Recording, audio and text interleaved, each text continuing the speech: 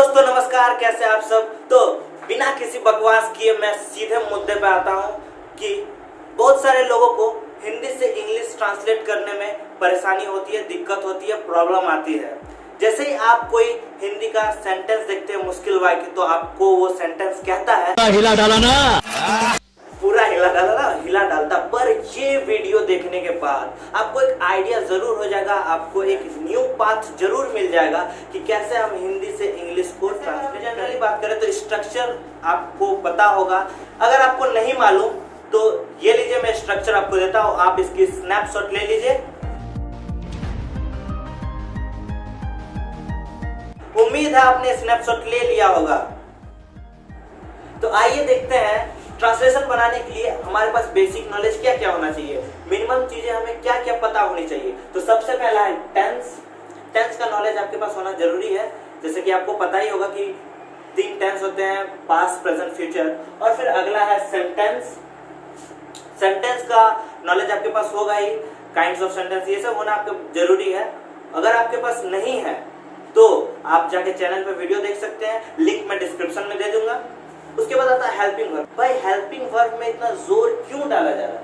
क्योंकि हम बनाते वक्त हेल्पिंग वर्ब की ही मिस्टेक्स कर देते हैं, इसलिए हेल्पिंग वर्ब का नॉलेज। और स्ट्रक्चर जिसका मैंने आपको स्नैपशॉट दे दिया, आपने ले लिया होगा।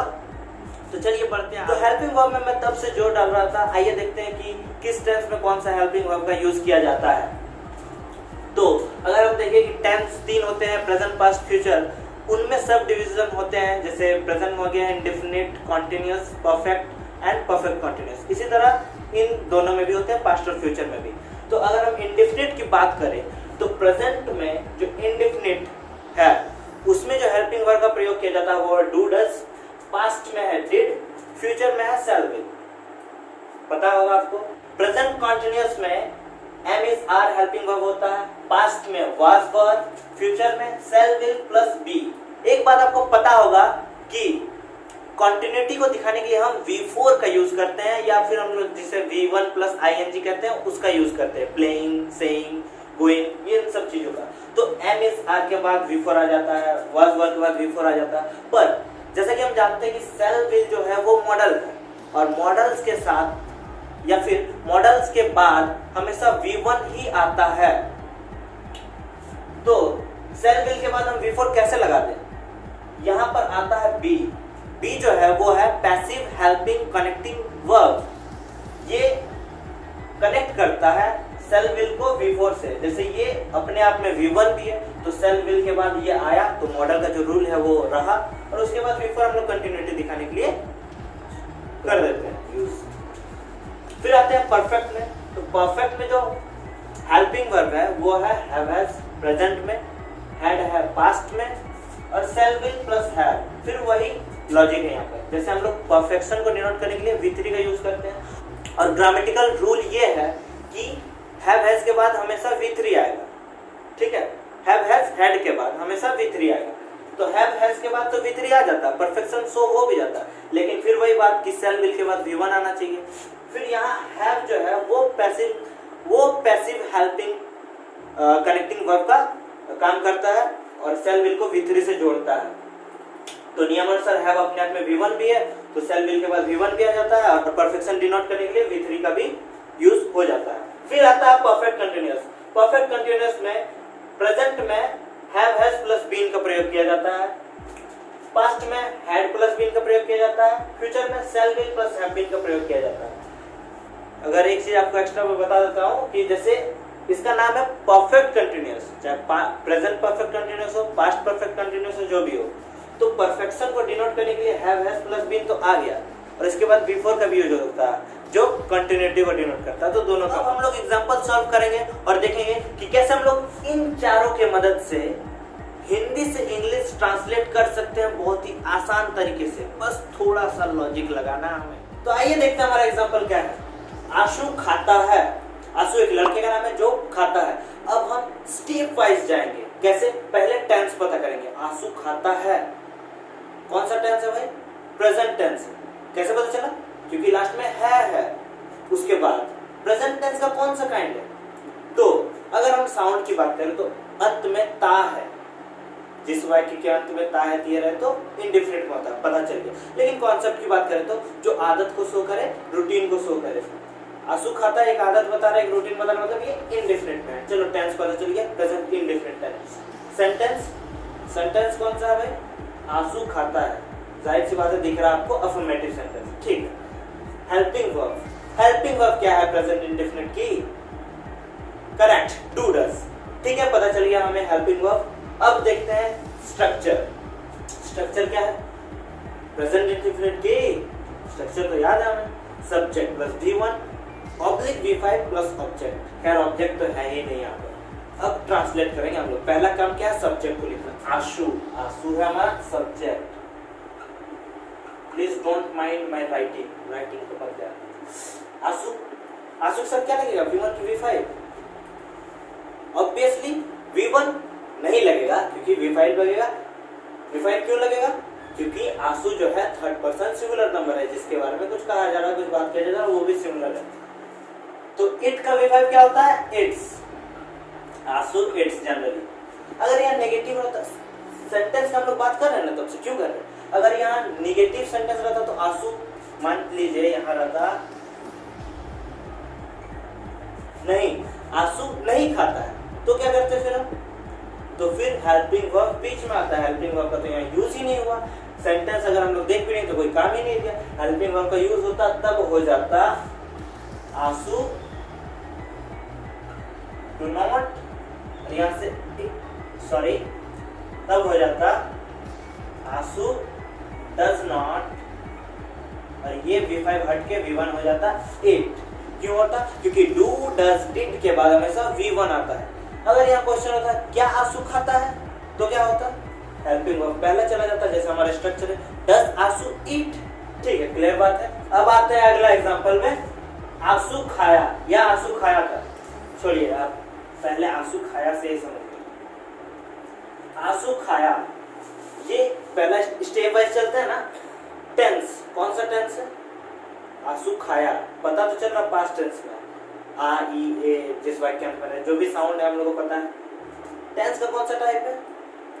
तो भाई जिस वाक्य के अंत में आ ई ए या फिर ता था ती थे रहे, आ था ई थी रहे, तो वो पास्ट इंडेफिनिट होता है। ये था साउंड वाला बात, कॉन्सेप्ट का बात। अगर ये पास्ट इंडेफिनिट नहीं है, हम चेक करते हैं ना कि क्या ये कॉन्टिन्यूस है, क्या काम आपको चलता हुआ दिख रहा है कि आंसू खा रहा था पास्ट में? ऐसा नहीं है। और क्या इससे ये श्योरिटी आपको मिल रहा है कि काम परफेक्ट हो चुका था? आंसू खाया मतलब खाने का काम हो चुका था, ऐसा था? नहीं। तो ये पास्ट इंडेफिनिट है। अब देखते हैं सेंटेंस कौन सा है? सिंपल सी बात है, अफर्मेटिव है, भी clear. Helping verb did, clear. Structure subject plus V2 plus object. Object तो है ही नहीं एग्जांपल। आंसू खाया, सबसे पहले सब्जेक्ट को लिखेंगे। सब्जेक्ट क्या है? आंसू खाया। V2, इट का V2 क्या होता है? एट। मान लीजिए अगर यहाँ आंसू खाया था रहता, अब देखते हैं